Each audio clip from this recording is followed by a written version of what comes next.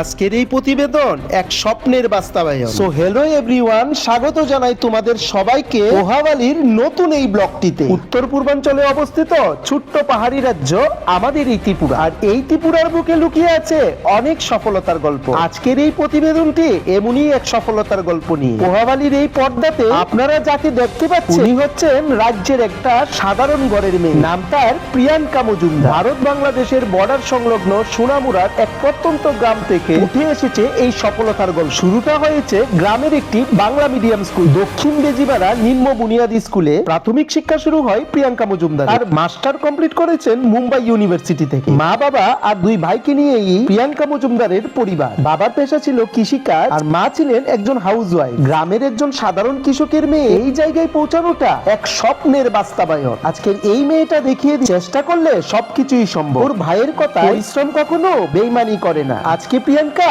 একজন fishery officer. TPSC পরিচালিত এফএফএস পরীক্ষায় সফলতার সাথে পাশ করেছেন এই প্রিয়াঙ্কা মজুমদার, আর মুখ্যমন্ত্রীর হাত থেকে নিয়েছিলেন সেই স্বপ্নের হলুদ খামটি। মা বাবা আর ভাইদের চোখে দেখা গেল সেই খুশির অশ্রুধারা। আমরা যেখানে কন্যা হত্যা আর বাল্য বিবাহ নিয়ে বেশিটা তৎপর থাকি, সেখানে প্রিয়াঙ্কার মতো মেয়েরা দেখিয়ে দিলে মেয়েরাও কোনো অংশে কম নয়। প্রিয়াঙ্কার এই সফলতার গল্প আমাদের রাজ্য ত্রিপুরা প্রতিটি মেয়েদের জন্য প্রেরণার উৎস হয়ে থাকবে। জীবনের এই নতুন অধ্যায় আরো সফলভাবে কেটে যায়, এটাই প্রার্থনা করব আমরা পোহাবালি পরিবার। যদি তোমারও থেকে থাকে এইরকম কোন সফলতার গল্প, তাহলে লিখে দাও আমাদের কমেন্ট বক্সে, সেটিকে তুলে ধরবো আমাদের এই পর্দা। যদি ভালো লেগে থাকে এই প্রতিবেদন, তবে ফলো আর সাবস্ক্রাইব করতে একদমই ভুলবেন না। আজ এখানেই রাখলাম, দেখা হবে এক নতুন সফলতার গল্প নিয়ে। ততদিন ভালো থাকবেন, সুস্থ থাকবেন আর আমাদের পাশে থাকবেন। So by everyone.